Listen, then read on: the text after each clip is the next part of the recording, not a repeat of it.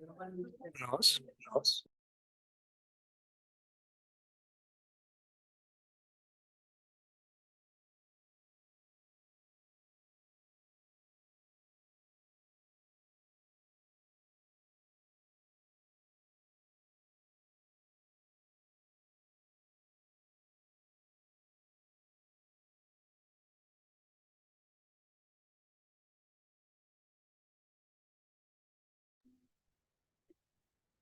Oh, by the way.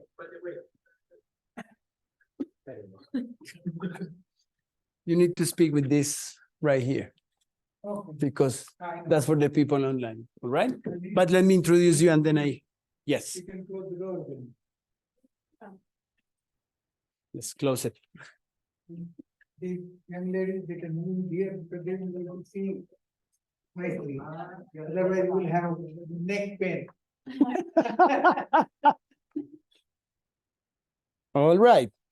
So it is my pleasure to introduce you today to Professor Yashwant Pathak. He completed his PhD in pharmaceutical technology in India, and he has an EMBA and a master's in conflict management from Sullivan University in the United States.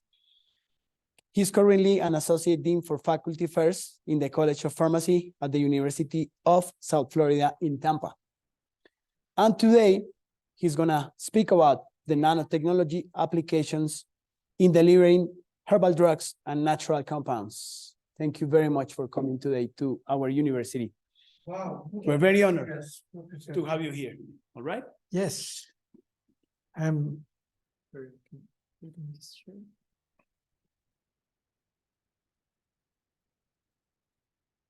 good. Muchas gracias. Did you like my shirt or not yet? But you didn't introduce. This is from Indonesia. They call it batik. And I was in Indonesia for 6 months as a Fulbright senior scholar. So I went length and breadth of Indonesia, but not too many, because they have 18,000 islands. Every island is very beautiful. And every island has a different design. So they will have different designs, and you can compete with Indonesian people because they are equally beautiful, like Colombians. Muchas gracias. So you want me to, yeah, I will do that. Okay. Perfect. So, noches tardes, correct? Not noches buenos. Is it buenos or tardes? Buenas tardes. Up to 6 o'clock. And then dinner. Okay. So, let's start with the things. First is disclaimer. All the figures are taken from various web sources just to explain the ideas and concept, not to be used for sale or any other purpose except teaching. Because, it's always problem. So I always do that. So, amo Colombia y la gente de aquí. Mi nombre es Patrick. Actualmente estoy en EE in USA, but I'm from India, originally from India. Came to United States when you all were not born, except probably you must be. Soy profesor y decano asociado en la Universidad del Sur de Florida, Taneja College of Pharmacy. Estoy en Colombia como becario Fulbright specialist. I came here for 1 month as a Fulbright specialist. So till last Friday, I used to give a talk every day. Gave talks on applications of nanotechnology in various aspects of, so that covered, my research is in macular degeneration. So we built up a lot of polymeric drug delivery system to be injected in the posterior eye. So that's my main research, I have several things there. So muchas gracias a todas. Sincere thanks to Universidad Distrital Francisco Jose de Caldas for hosting me and this is from Tampa. Beautiful, eh? It's from here. Correct, yeah. Sincere thanks to Universidad de los Andes for hosting this talk, and my sincere thanks to rector and dean and all administrative heads supporting my trip. They don't see it, but if by mistake they see it and they don't see this, then I am in trouble. So I write it down. Yeah, to make people happy. My sincere thanks to Fulbright Specialist Commission of Colombia for supporting my trip to Bogota. And I will fail if I do not mention my sincere gratitude to Professor Cesar Aurelio Herrero Fierro, being my host and incredible support for making my stay here. And I told him that I want to apply for Colombian citizenship. And he said, no. I said, why? He said, you are not adequately handsome enough to become Colombian citizen. So I said, I'm sorry. And then I showed my passport to professor and he said, I like this passport. So I don't know where Let me tell you a nice story and you'll love it. I was traveling from Malaysia to Thailand, and that was the train travel. And the train stopped, and then there was a border. And I went inside the immigration, and the immigration officer told me, sit there. I thought I am in trouble. The immigration officer is always problems. So I was sitting there. So all the people came. Everybody he stamped. 1, 2, 3. All whole train he stamped. I am sitting there. Now I thought the train will go. And I said, my train. He said, the train cannot leave without my permission. I was very impressed, but then I was scared also that he may let the train go and I sit there. But afterwards, he asked me a question. How did you get American citizenship? I want to apply for it. And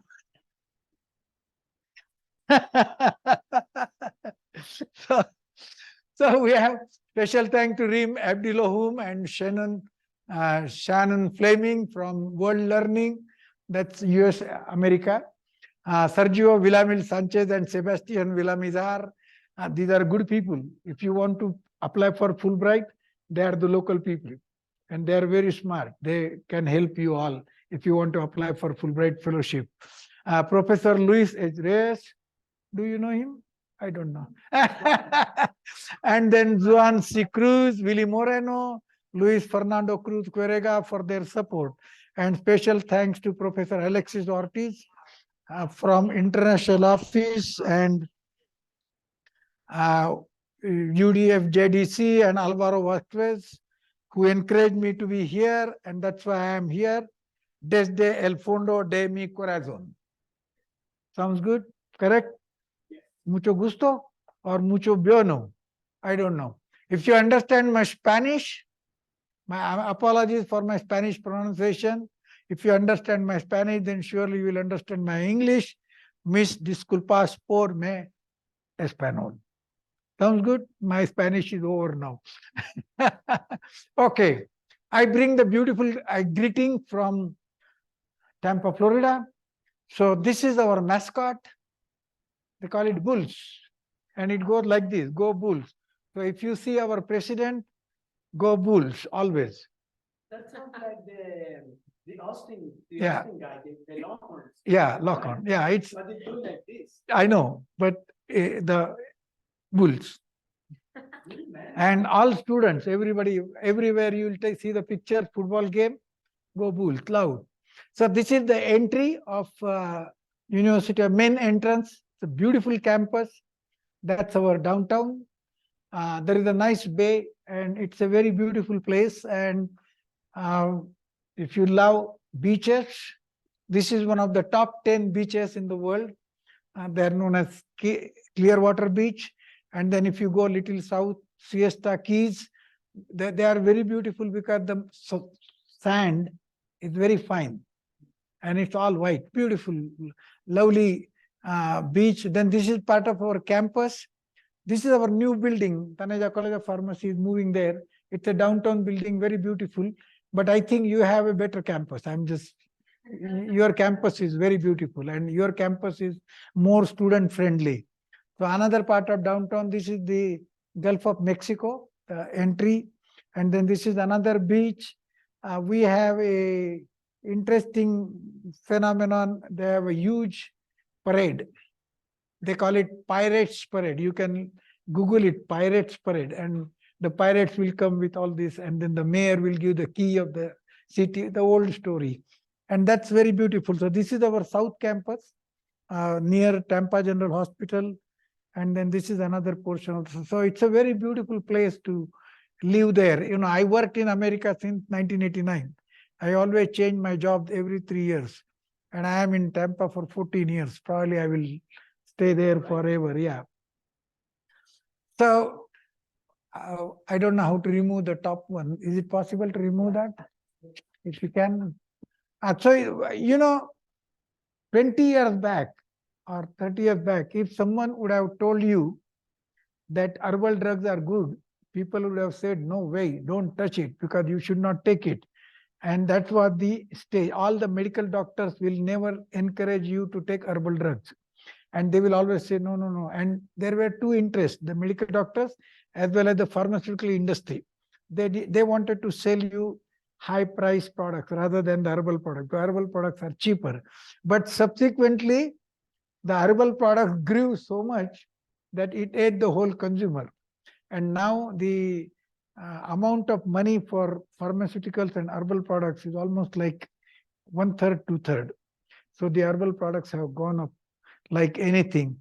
And you'll find that hundreds of books are there. You know, I'm very happy. This was my first book, Handbook of Nutraceuticals, Volume 1. And that was second book on scale-up, processing, and automation of nutraceuticals. So nice. Both the books are good.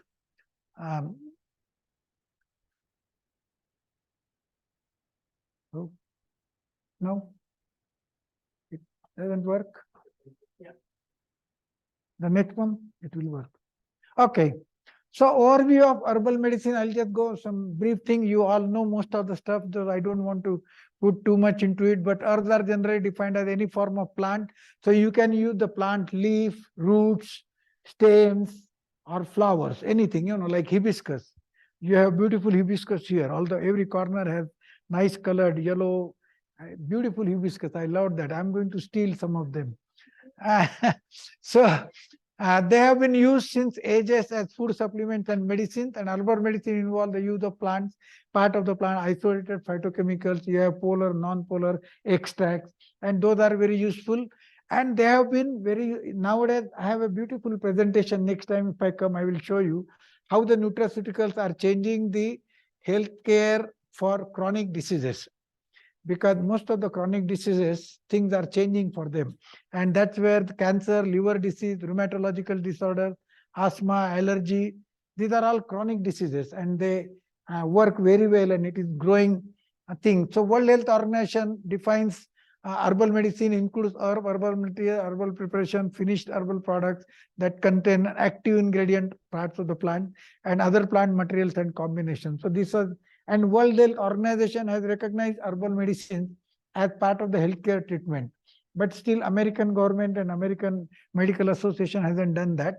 So pathway to quality evidence is that herbal medicines are playing major roles in the health of thousands of people worldwide. And you will not believe, but Europe is quite ahead. Europe has enormous herbal drugs, and they have a lot of regulations for that.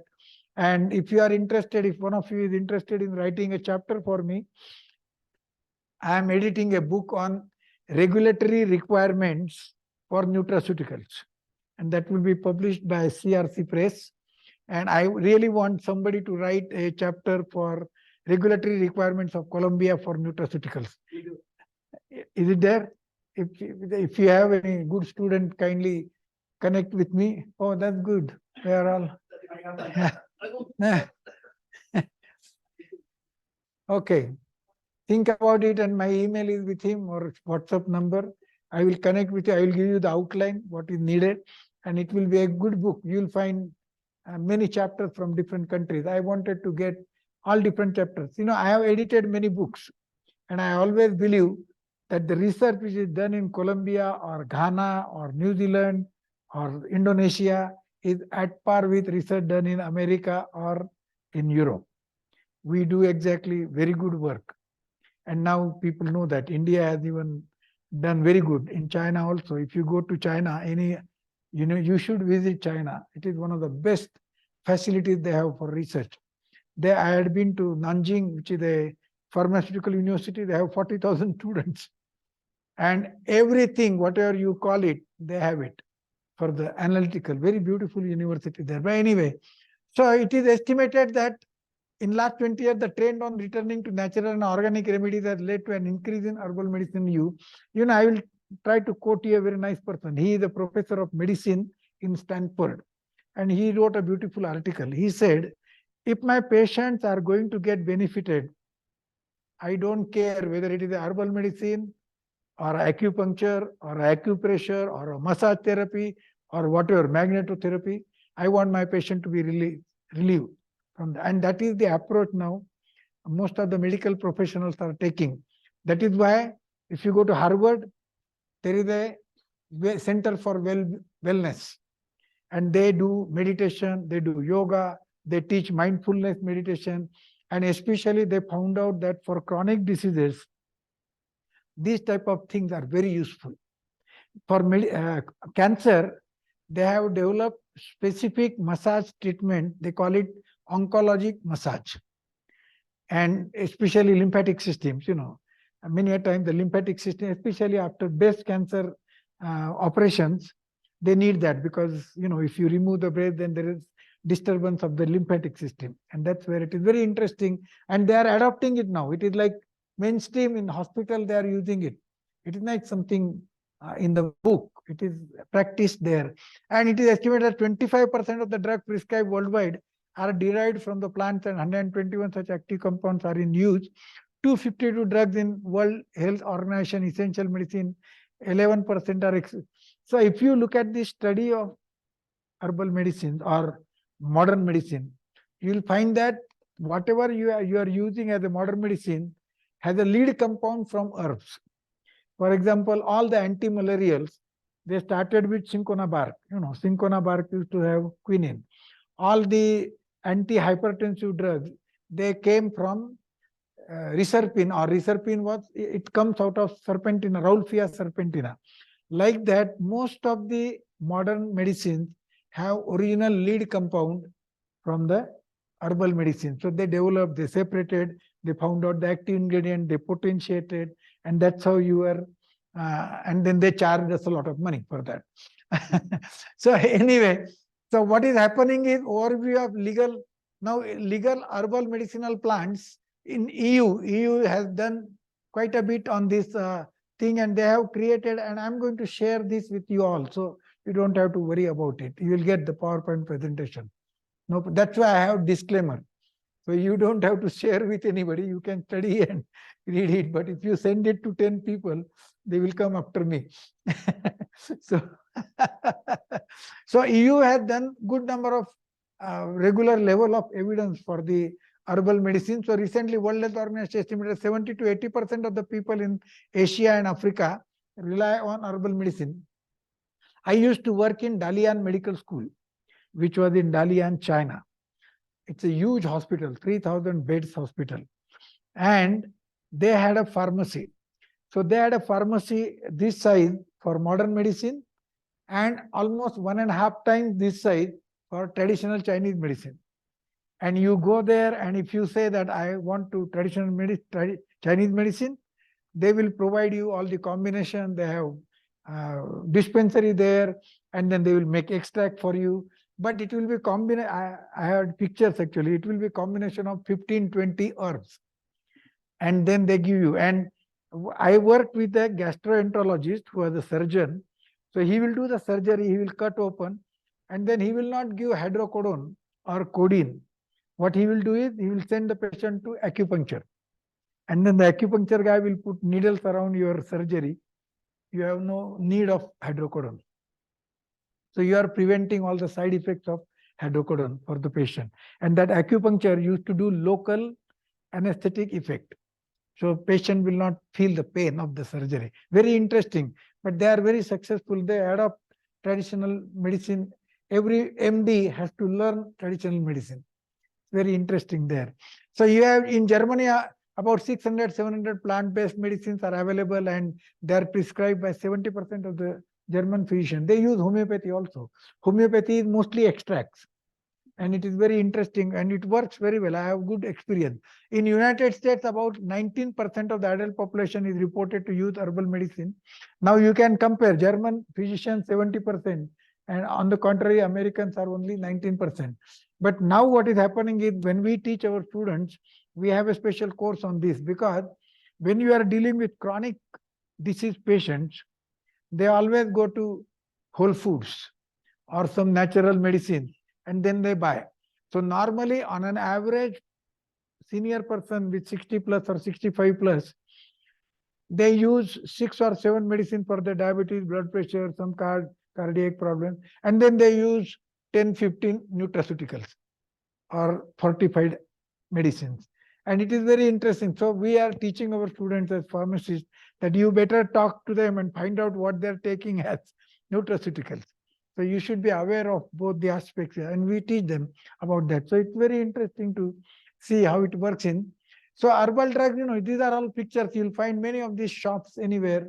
And I'm going to visit one of the Colombian herbal market Thursday night, because they start the market at 12 o'clock in the night somewhere in downtown. I don't know. Have you gone anywhere? No, you heard about this? Huh? You have never heard about it? Never heard about it. Oh, okay. Because, one of the faculty was attending my lectures. She said that she goes there to find out, because it is a good source of herbal medicines. You might find it. And they use it. They most. Do you remember maybe that name? I don't know. No? I will call Caesar and he will tell you what it is, but I don't remember the names. You spell the English so differently. I'm just joking. You pronounce it very differently. But anyway, so there are now randomized clinical trials also, and I will show you a number of patents which are given. So conventional form of medicine. So if you look at my first book on Handbook of Space for Pharmaceutical Nutraceuticals, I have given a nice definition which is referred at many places nowadays. It covers manufacturing of nutraceuticals in GMP facilities and providing them into certain form of dosage forms or drug delivery system. So we have 4 different types of areas. So one is indigenous herbal medicine. So you can take the medicine itself. Like go to Native American, they use it, and so there is not much change is done. Naturally, you take the product and take it. There is a herbal medicine in system, which is they try to modify it and find it out where it is. Then modified herbal medicines are there, converted into tablets, capsules, and different types of dosage forms, and then imported products from herbal medicine base. So probably if you look at when you start writing about regulatory requirements for nutraceuticals, you will find that Colombia must be having some rules. Where if you want to import the products, then it is different. If you want to, so we have those. I know. So I would have shown some of my products also. So traditional approach is very interesting. That this is the yesterday was he is the Indian god. He was known as yesterday was the birthday of that person. His name is Dhanvantari. So he came with a lot of combinations of Ayurvedic medicines. Very famous combination. There are a lot of good things now. They are using it for that. This is the Chinese guy, his Chinese people, how they are treating the thing. So you have different types of ways to treat. In China, they say yin yang. Have you heard about it? No, it's a mind and soul. Half of the diseases can be cured if you can cure mind. Because many a times you have a headache and the headache goes away automatically because your mind is relaxed. If you are very stressed, you get a headache. Your mind relaxes, automatically, you don't need medicine. So mind training is one of the best way to treat chronic disease, and that is what the Western world is trying to teach. That is called mindfulness meditation. So all the countries, it is not only India or China, but African people have their own medicinal system. The Native Americans have it. So every country, the modern medicine has come into picture only after the penicillin was introduced. Before penicillin, most of the stuff was percolation and maceration of the herbal products. But penicillin became very good antibiotic. And then the second thing which came, which changed the whole pharmaceutical industry, was sulfonamides. In the Second World War, all the warriors who were wounded, so they used to carry sulfonamide tablets. If you apply sulfonamide tablets on the wound, no bacterial infection, and that is how they could produce. So they realized that if you can get the things in the form of tablets and have some specific ingredient, you can qualitatively produce it, reproduction. So you will find it can be reproduced. So FDA started using different rules since 1940-50 onwards. So you'll find that gradually it has become strict and strict and strict, and now it has become a game of the multinationals. And that's how they play their lot of things. I'm not against multinational, but this is fact of life. So nano is too big. What it means? Can you explain why I say nano is too big? Any? Why I say nano is too big? Give a try. Give it in Spanish, no problem. Yeah. Okay, I don't know. Maybe it's because the field itself of research is growing so big. We're trying to make things more small instead. Can you give me an example? You are using nanotechnology? I mean, I've been trying to make some nanoparticles. So No. You use it every day. oh yeah, I mean, Where nanoparticles are everywhere. I don't know. Yeah. But also, yeah, I would find it. This is nanotechnology. Explain that. Anyway, nano is that. Because you remember, have you seen the movies in 1970s and 80s? You haven't seen, he's too young.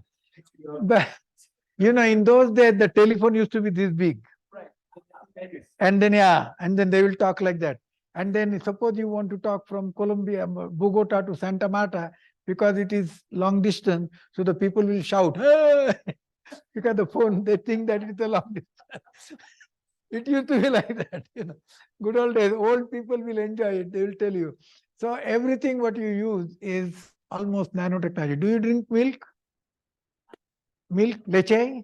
Nanotechnology. The particle, it is Anyway, you eat grapefruit, correct? Grapefruit, oranges. Oh yeah. They are nanotechnology, nanoparticles. Yeah.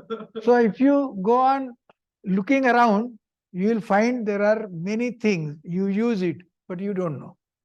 Make sense? And I'll tell you why you don't know. But nanotechnology, nanoscience is widely seen as having a great potential and lot of benefits to many areas of research application. The Greek word is called dwarf. Dwarf means nano, 10⁻⁹ meters. And term nanotechnology was first used in 1974 by Norio Taniguchi, a scientist from University of Tokyo, Japan. Now I will tell you a joke.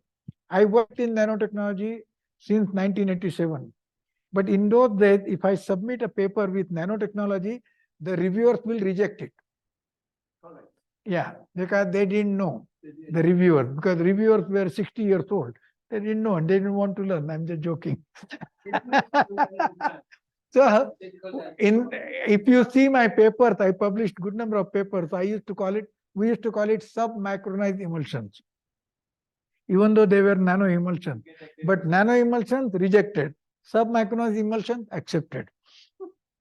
That's part of the life, yeah. Spanish, enano. Enario. Enano. Enano. Oh, that's good. So it's like nanotechnology. Yeah, good. Enano. Dwarf.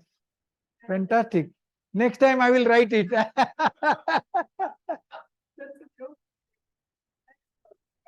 I will do that. I can connect that joke with Trump also. Sorry to say that. But anyway, so you have, this is your football.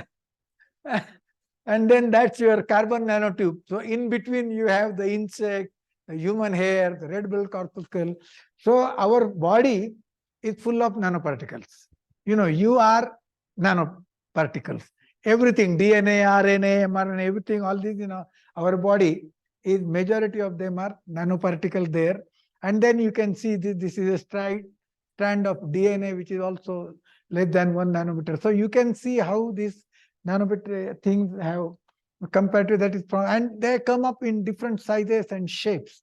So you have very beautiful shape. This is one of the very popular polymer which is used for drug delivery system, which is dendrimer, very a nice polymer. So nano fabrication, your iPhone is from top to down. So you use lithography, cutting, etching, grinding, electronic devices, chip mask, quantum well lasers, computer chips, MEMS, all these things come out of top to down approach.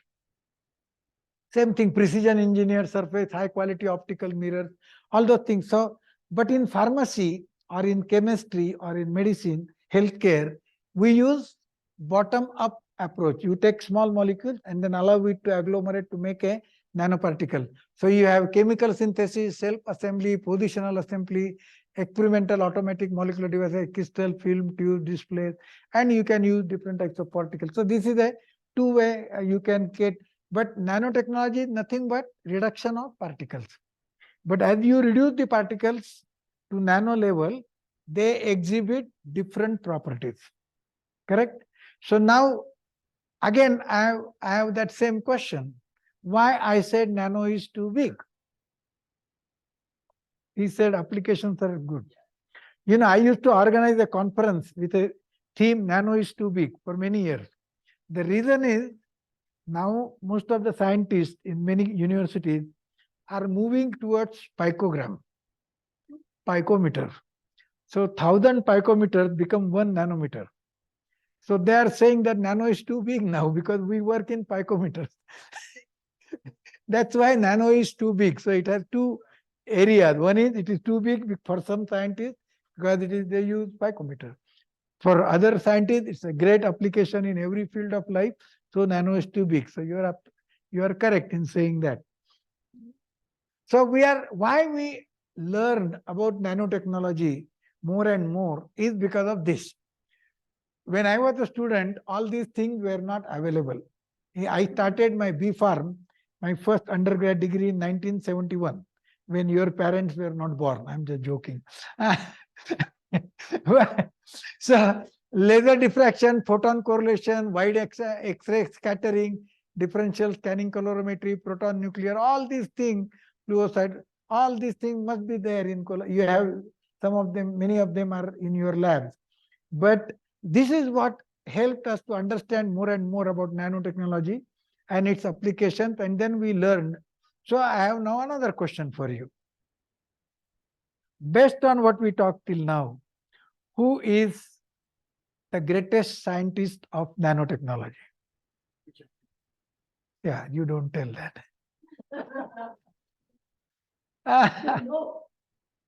You tell me the name. You tell me, I had given the examples. If you remember what I talked, you will immediately realize what it is. I gave the examples. Come on. You are all brilliant people. Yes. He vouches for you. And if you don't answer my question now, he is in trouble. Who is the greatest scientist? I told you. Huh? Okay. Do you remember what I said? Which was the example I gave? You use every day? Milk. Oranges. Grapefruit. Our body. Who makes all these things? Mother Nature. Oh, I said that. She was the answer. So Mother Nature is the biggest scientist of nanotechnology because we cannot reproduce what Mother Nature does with all the technology we have as on today. So I always say, so what is the challenges of herbal medicines? One of the challenges is high dose level. Herbal medicines have high dose. It is very difficult to put it as 40 grams for diabetes. It doesn't work. 40-gram tablet is for elephant, not for human being. Correct? So characterization, solubility problems, formulation challenges, consistency, reproducibility, clinical efficiency, manufacturing on large scale, disagreement between the practitioners and patient compliance. These are some of the challenges. You will understand very clearly. When I landed in Colombia, I was staying right next to Carferias. And on that time, Corferias. And at that time, there was a big expo of coffee. Yeah. So I was walking there. I had a good friend, Hore. And then there was another lady, Adriana. So they were telling me, So then they told me that if you have a coffee from Bayoka or Santa Marta, from different districts, coffee tastes different. Am I right or I am wrong? Or I paid for 4 different coffees and they taste same? So the same thing happens with herbal drugs. So herbal drugs, if they are grown in different areas, their concentrations and everything will different. So consistency is a challenge. And then there is am I right or I am wrong? You're okay with that. So these are some of the challenges which herbal medicines have in the system. So nanotechnology can help you in reducing the dose levels because, try to remember one very simple thing. Nanotechnology is nothing but increasing enormously surface area. And I make a joke, but you will understand very quickly. Suppose you have a cake which is as big as a soccer field. You know soccer. Soccer field is quite big, correct? And you make a cake of that size and you want to put icing on it. For that, you will need a quintal of sugar. Make sense? But if you use nanoparticles, you can give that icing taste in few grams, because the surface area in nanoparticles is so enormous that it can be uniformly covered the cake, soccer field big, that big. And so nanoparticles, when you look at it, you should say, oh my God, nanoparticles mean enormous surface area. And when you have enormous surface area, your absorption is like stomach, correct? Stomach and intestine. So limited absorption surface. If you have larger surface area of particles, more interaction with absorption surface and better absorption, higher absorption. So you can reduce the dose. Make sense? Higher absorption, less dose is required. And that is where nanotechnology can help you, reducing the dose levels of herbal medicine, providing better stability to the product. You can get a very stable emulsion. I will show you some of it. Ease in formulation, characterization, better patient acceptability. When you go to grocery store, Olympia, what do you look for? Something new, correct? So people like it. Oh, this is a nano product, like cosmetics. You get French cosmetics, they are all liposomes. And you say, oh, this is best, because you like it. And that's why you can get the patentability. I want to impress upon you that whatever you do in the lab, you should aim to get a patent out of that.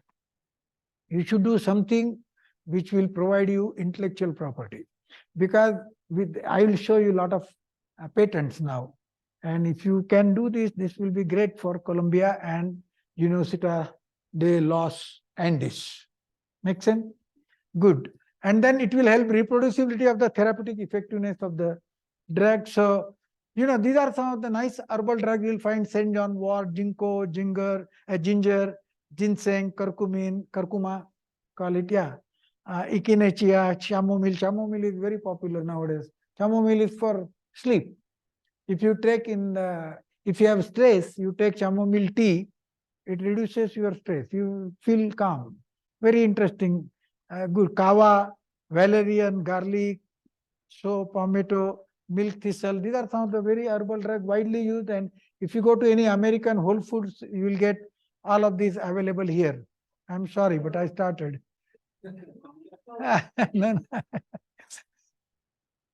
No. I always teach students, and then somebody comes late and I say, I'm very sorry, can't go back, but you join me on Facebook. So, and there you will see that they are useful in many different areas like peptic ulcer, chronic gastritis, depressive disorders, Raynaud disease, all the way to healing peptic ulcer. All these type of things are applicable there. Now you can put all these herbal drugs into different types of nano carriers. Like there are many products now with liposomes, polymeric missile, dendrimers, polymeric nanoparticle, solid lipid particle. You all are doing this, so I don't have to go.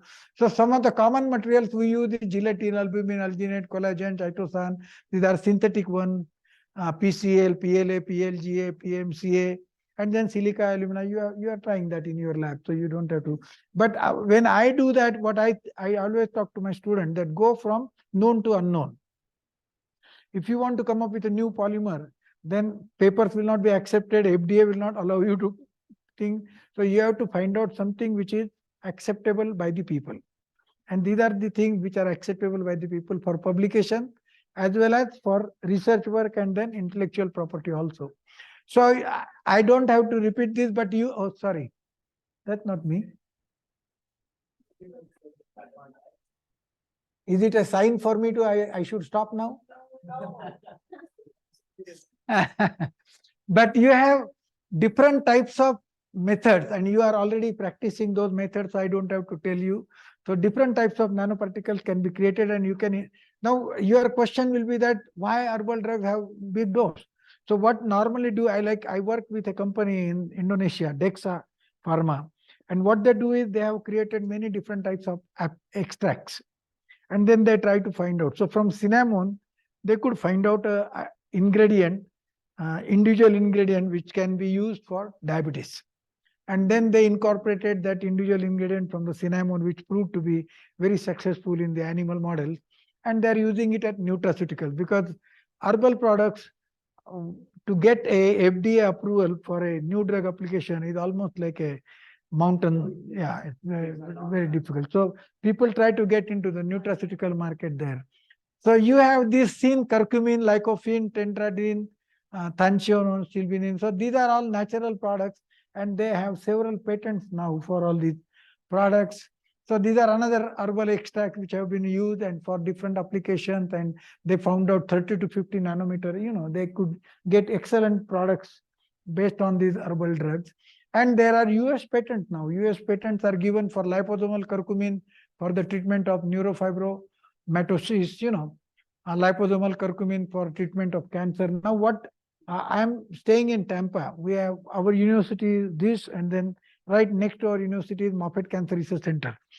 Moffitt Cancer Research Center is number 3 in the world for cancer treatment. And probably they have the largest number of cells. Yeah.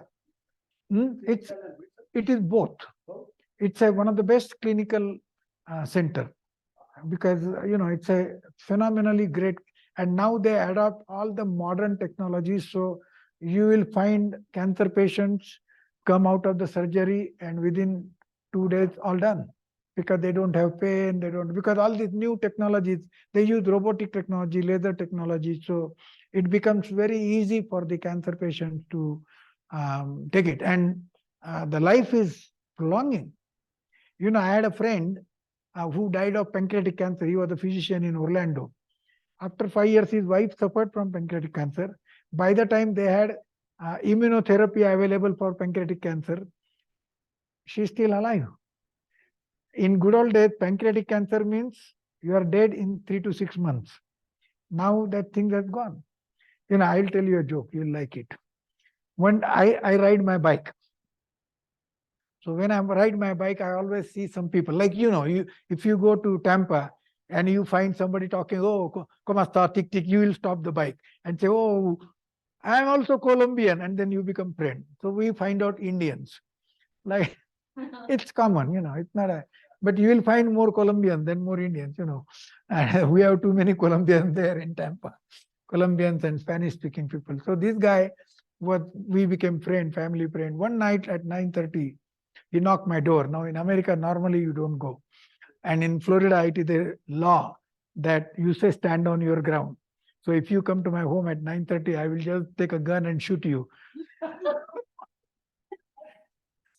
And it is not illegal.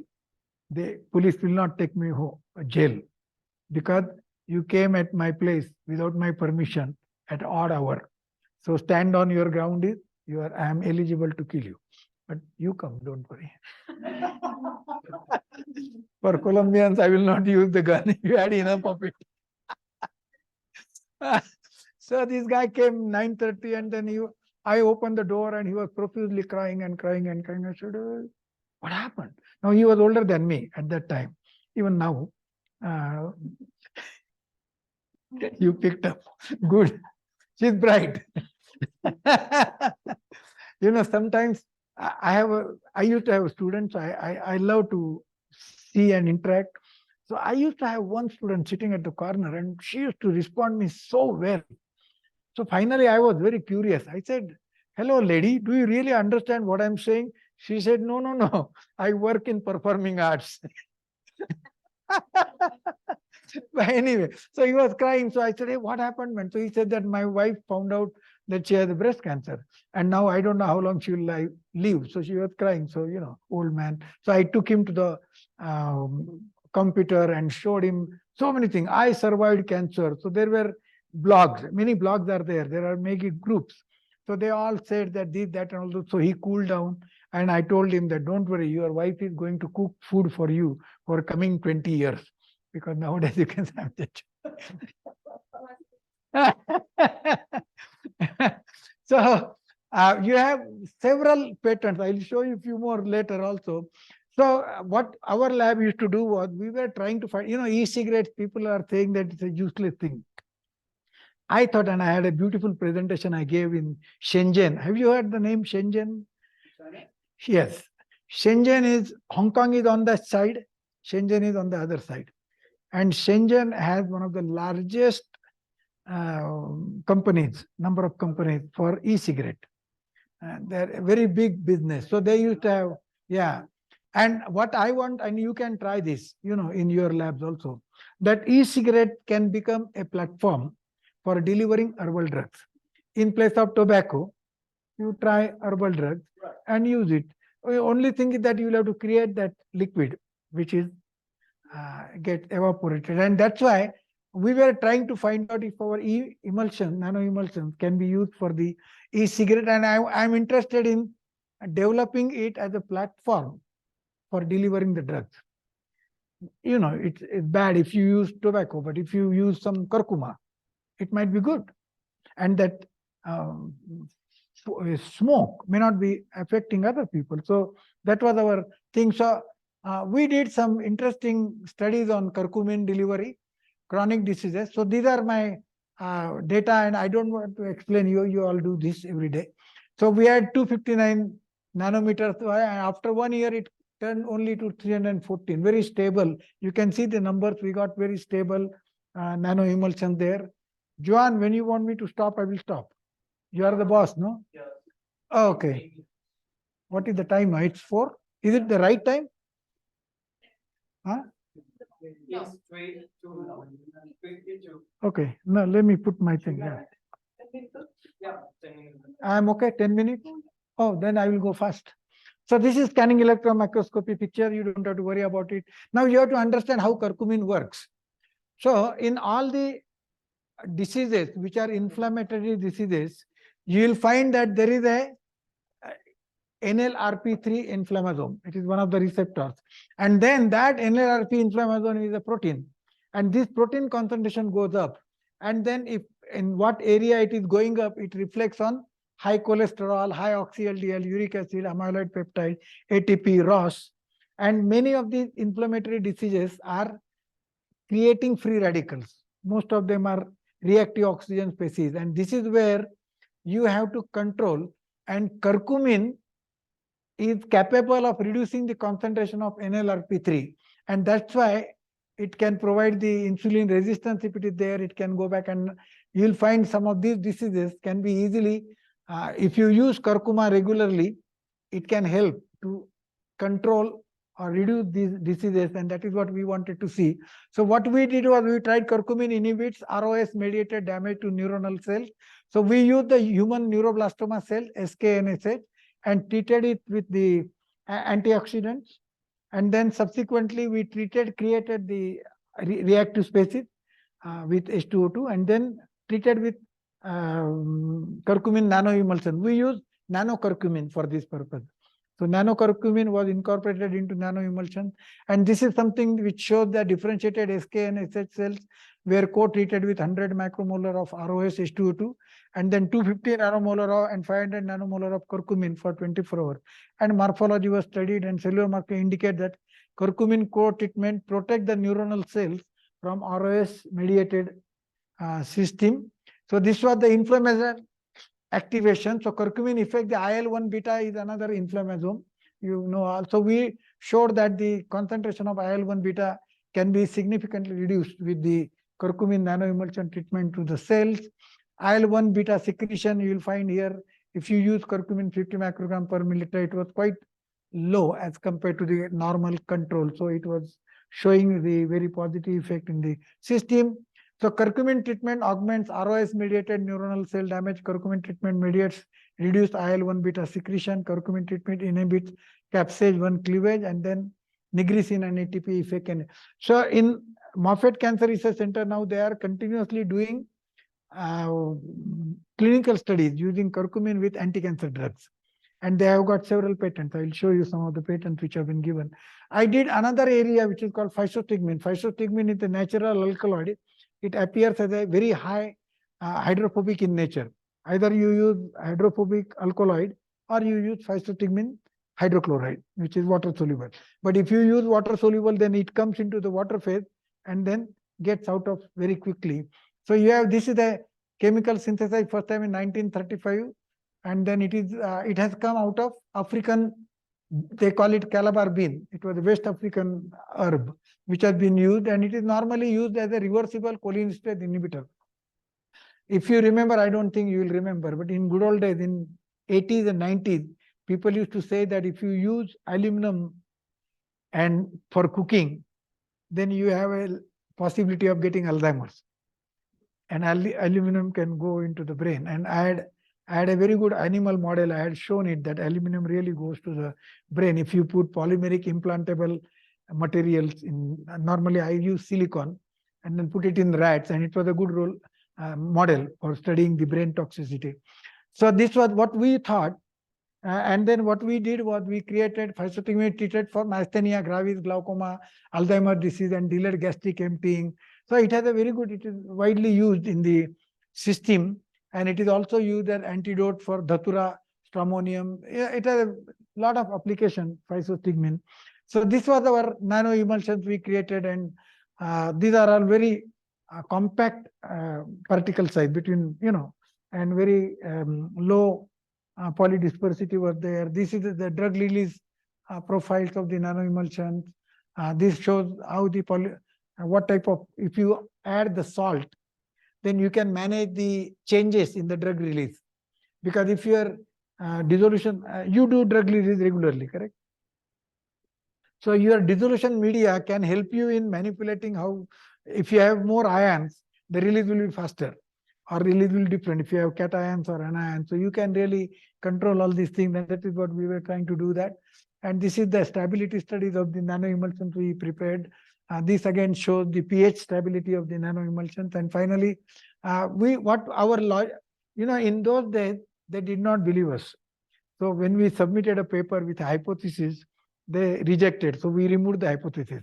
Our hypothesis was that nano emulsions with 120 nanometer particle size will behave like chylomicrons.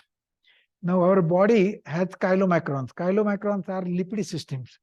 They are all, lipid system means you always eat lipids and carbohydrates and everything. So lipids subsequently go as chylomicron. They are around 500 nanometers. The chylomicron particles in our body, it is existing. Now, if your nanoparticle, nano emulsion, particle size is around 120 or 300, then those particles will behave like chylomicron. Now, chylomicron being lipidic in nature are taken up by the lymph system. So it can bypass the liver metabolism. And then we said at that time, our hypothesis was that through lymphatic system, it will reach the brain. And we saw the effect of physostigmine in the animal brain. But in those days, nobody had proven that there is a lymphatic system in brain. So now in 2006 or 7, some papers came and they started showing that there is a lymphatic system in brain. So now our hypothesis becomes valid. It took 30 years. But our hypothesis was rejected at that time because we said our nano emulsions will behave like chylomicron, will be taken. And we used to show that. What we used to do was we'll take the animals and feed them with a lot of yogurt first. And then once you feed the yogurt, the lymphatic system will be activated, and then you give the emulsion. The body is now trained to pick up. It was very interesting work we did. But at that time, the science changes. So another area which I worked was on triptolite. Triptolite is a Chinese medicine. It's extracted from Chinese. And in America, what happens is you have swimming pools, correct? And the mother puts a lot of chlorine into it and doesn't, in those days, there were no cell phones. So doesn't tell the kid. Now mother is at work and kid comes from the school and jumps in the pool and suffers from chlorine, toxicity for the lung. It's very common. There is a good data for that. So we wanted to see if triptolite can be used for chlorine toxicity, lung toxicity. And triptolite is a chemically defined potent immunosuppressive compound isolated from anti-inflammatory Chinese herbal medicine. And it has been reported to inhibit autoimmunity, allograft rejection, graft versus host diseases, and its efficacy was previously attributed to suppression of T cells. That's how immunosuppressive agent. And this is the Chinese herb, Tripterigium wilfordi. And China has been using this for years, thousands of years. They are using this for all these things. So we had this triptolite and we have published this very nicely. It was the NIH grant. We got some money for that. And dose response comparison of aqueous TPT and TPT nanoemulsions. We created similar type of nanoemulsion like physostigmine, and they were all equally. So this shows the TPT inhibited NF-kB activation, but appeared to be somewhat less effective than the aqueous dispersion of formulation. So here you'll find that your aqueous dispersion was better than the nanoemulsion. But for other biomarkers, it was working. Nanoemulsions were working. That TPT nanoemulsion has similar effects of aqueous TPT, but needs longer pre-incubation, and difference in dose response is probably due to kinetics of release. Now, what happens is triptolite, if you give it in aqueous, it decomposes very fast. So you need to protect that. And that's how nanoemulsion would be a good drug delivery system for that. So testing the TPT in vivo, treat chlorine-exposed mice and measure inflammation, inhibition of neutrophil influx into the lung. And we have shown that this is our response with the nanoemulsion for the chlorine toxicity. And it was showing a good reduction in the lung lavage fluid. Inhibition of Kc neutrophil chemoattractant in lung lavage fluid. Again, it was our nanoemulsion was using, it was showing very good impact there. So nanotechnology enhanced curcumin symbiosis of ancient wisdom of the East with the modern medicine science. So I have shown some Indian stuff here. So this is your curcuma. We use curcuma every day for worshipping gods. We'll put, and all the women in India will use curcuma here. And nowadays they have synthetic thing, but otherwise the old women will always have curcuma and in this, because it gets absorbed. It's very interesting. And then all the Indian curries, I don't know, there are Indian restaurants here? Yeah. Oh, yeah, really? I haven't seen any. Oh, that's good. So, all the curries are always yellow in color because of the turmeric. And interesting now, our tradition, if there is a death in my family, then for 10 days, I don't use curcuma in my curries because curries are colorful. So he said that if death is there, so simple logic, makes sense. And then on 11th day, we start using it. And this is how it is. Curcuma now it is available in the market. It is a big thing. Curcuma is a millions of dollars worth of product nowadays in America. So why nanoemulsion for nutraceuticals? Because most of the herbal drugs are hydrophobic in nature. So you can incorporate them in the oil phase and then get the nanoemulsion antibody. That is some of the advantages. I don't have to tell you much. There is a lot of potential of using nanotechnology for delivering the herbal drug. These are some of the nanotechnology techniques for herbal extracts, and then they have used different types of liposome nanoparticles, chitosan nanoparticles, traditional medicines, silibinin and tetraandrine. They were incorporated in solid lipid nanoparticles. So there are many examples, and these are some of the patents which have been given, especially in cancer treatment. So lung cancer treatment using astragalus, cisplatin, and vinorelbine. So this is a combination of anti-cancer drug, cisplatin, and astragalus is a natural herb. So they are now getting US patent for lung cancer, small, non-small cell carcinoma. And then you have different types of novel herbal composition for anti-cancer activity using cinnamonium, xylacinium, used in different cancer treatments. Human breast cancer, they are using quercetin, brassica oleracea, mammary carcinoma and cervical cancer. So you will see several of these US patents which have been given for pancreatic curcumin and its analog.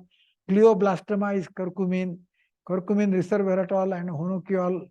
So you will find so many of these curcumin applications, genistein, and you have several patents which are given. So you have a potential of finding out a Colombian herb, put it into a nanoemulsion or put it in nanoparticle and try to see if it works in cancer, then you have a patent there, right there. So you have to find it out how you can connect, and always, if you start, I always tell my master student, if you are a master student, then you have to do two things.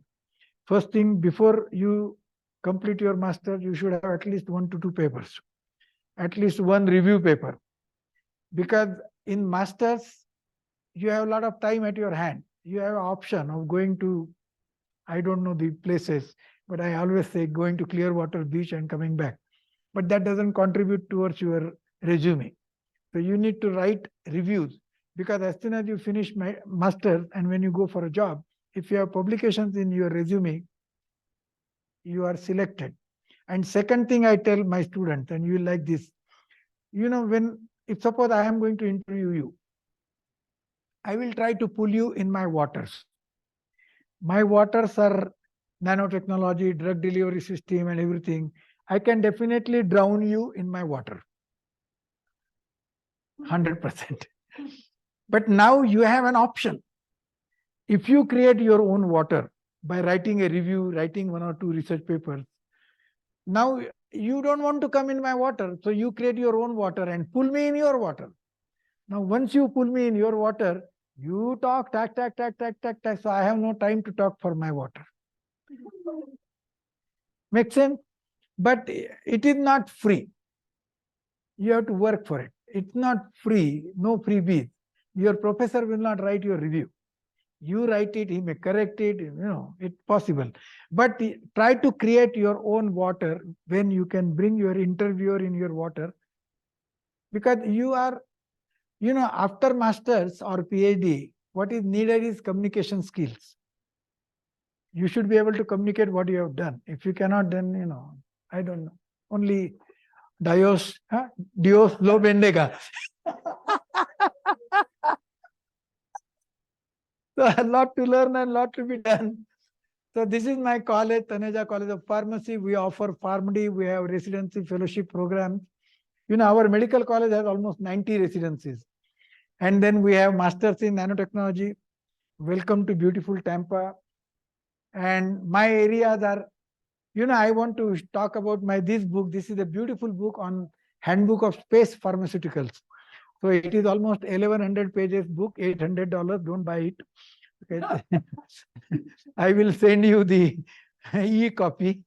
But it's a beautiful book putting lot of information about what will happen when you go to space and what type of effect of space on your body and what type of medicines you will need to deal with your radiation effect, your nauseating effect, your body, your blood goes in your legs and doesn't stay in the brain, So it's very interesting. Nice book is there. These are some of my books in nanotechnology area. I love nanotechnology. I'm there in 30 years. These are all some of the books in drug delivery, gene deliveries, and a lot of good other things I have done. I am also a series editor for nutraceutical books. And we have almost 20 plus books in nutraceuticals in my series. And it is published by CRC Press. So if you are interested in putting up the stuff there, and muchas gracias. Obrigado. I don't know what else. Can I take 2 more minutes or I'm done? Yes, sure. Because we are talking. Okay. Oh, this is the classroom for the next class. Maybe there's not. Okay. If you are in a hurry to go home, then you can go home. But I will share this. Very simple. When you work with herbal drug, you have to understand that there are 2 types of things. One is called solo performance. So most of the modern medicine is a solo performance. So you have as many therapeutic effects, equal number of side effects. So if you see the magazines, they will talk about a drug. The drug will have 1 paragraph of therapeutic effect and 3 pages of side effects. Am I right? Do you see the advertisement? So that is called solo performance. So this is solo performance. You play, if you are a good player, it will be fantastic. But if you make a mistake in the notes, it will correct. Now, herbal drugs are concert performance. So in concert performance, you will have 20 violins and 25 trumpets and all the things.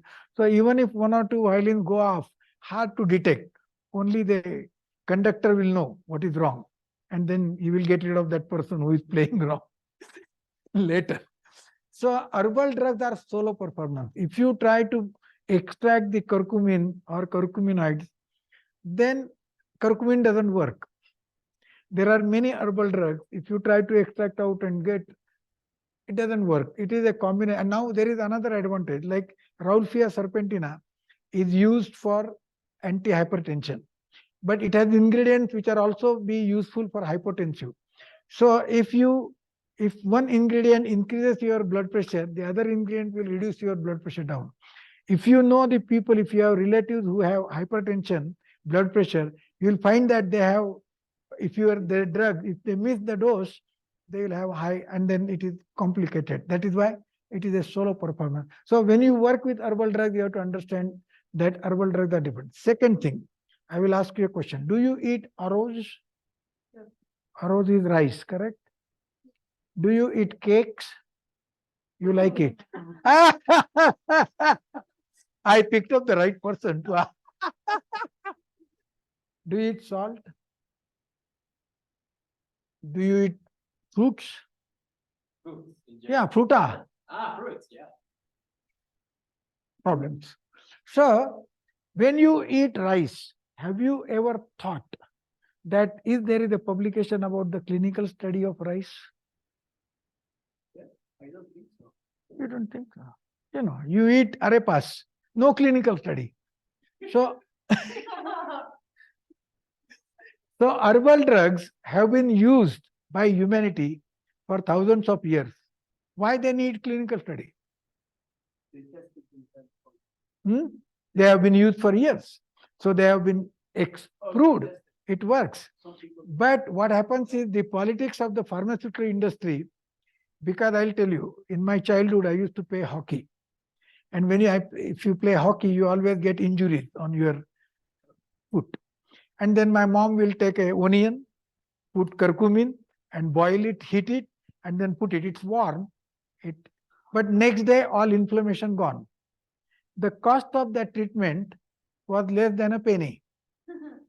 Can I make money with this 1 penny? No. I want to take ibuprofen, which is $1. So this is how the herbal drugs and pharmaceutical industry is trying to play with each other. They are trying to put clinical studies and all that. It is not necessary. And that's why I always tell that. Now I have another thing. You must have seen, this is baseball, correct? And this is cricket. So in cricket, there is a bat. In baseball, there is a bat. In cricket, there is a ball. In baseball, there is a ball. In cricket, there are 2 teams, baseball 2 teams. So as far as scientific study, you have several parameters which are common for cricket and baseball. These are parameters: bat, ball, field. Can you apply the rules of cricket to the baseball and baseball to cricket? No. Same thing is, this is our American football. And that's soccer ball. There is a ball. There are 2 teams. There are rules. There is a ground. There are people to shout, whoa, whoa, whoa. They don't shout in soccer. They're crazy, man. But can you apply the rules of American football to soccer ball? No. So modern medicine has certain rules. So herbal medicine should be having their own rules, so that they should not be competing with each other, because the rules cannot be exchanged. Because you have a solo performance, modern medicine. In herbal medicine, people ask me, why you think that way? I said, look, when I did my PhD, colorimeter and spectrophotometer were the only 2 instruments available. Doesn't mean that today, if you take my thesis, we will throw it in garbage. But I had PhD, correct?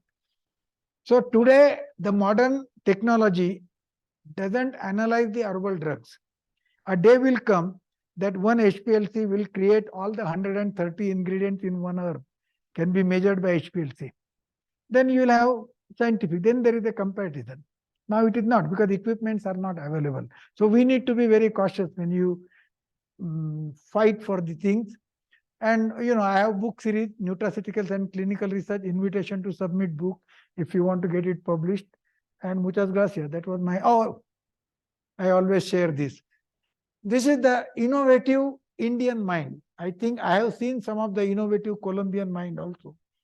So they put the railway bogie on the truck and the truck on the railway route. So you have a very environmental soccer field. Right in the center, there is a tree. They don't cut it because it is environmentally conscious. So this is the graduation ceremony. The kids who are sitting under, they are graduating. They don't know the water is coming on them. So that's called graduation ceremony. And we believe in not wasting any space in the bus. So we have people on the top, people inside, people outside, everywhere there are people. And this is a very interesting phenomenon, happens anywhere. And I don't know, he's my favorite cricket player, Sunil Gavaskar. Gracias. Any questions? Muchas gracias. Thanks for your patient listening. Dhanyavad, toda raba. Any questions? How you say it in Spanish? Any question? Oh my God. Pregunta. Pregunta is any question. Yeah, in Indonesia language, ada pertanyaan means any question for me. Pregunta. Pregunta. You have changed the English like anything. The pronunciation. Any questions for me? Otherwise, he's going to kick us out. He's waiting for me to get out. You do have a question? You are in management. Yeah. This is pharmacy. I'm just joking. Sorry, my question is, if one of your books is not like so scientific, like just for common use for normal people. Yeah. Which one? There are two types of normal people. No scientific. One type of normal people who have a lot of money, they buy the books. The other normal people go to library and try to find it out. And as a student, I have never bought any book because I couldn't afford. So library was the best source. So I did bring actually good number of books, but I was hosted by Distrital Universitat. So I gave all my 9 or 10 books to them as free gift to them. Next time, if you invite me, I will bring some good books for you also. But you are rich university, you buy them. You are a very rich university. Okay, any question? So who is going to write the chapter? The two of them. Nombro, okay, all done? Finalized?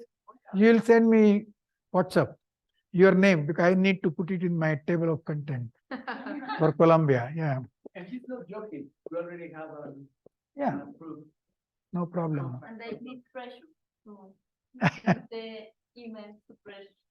Surely, absolutely, no problem. And it's very easy. You just have to go online and go Food and Drug Administration and get all the information. Any question? No? I'm fine. You don't have, you do all the thing every day. Okay, muchas gracias. Thank you very much. God bless you. Yeah. Dios lo bendiga. Hey, you guys don't say me amen. You have to say amen, correct? You forgot also. This is what happens with Bogota people. If you are in city, you don't care. The village people, Dios lo bendiga. Amen. See, city people. Oh, Dios lo bendiga.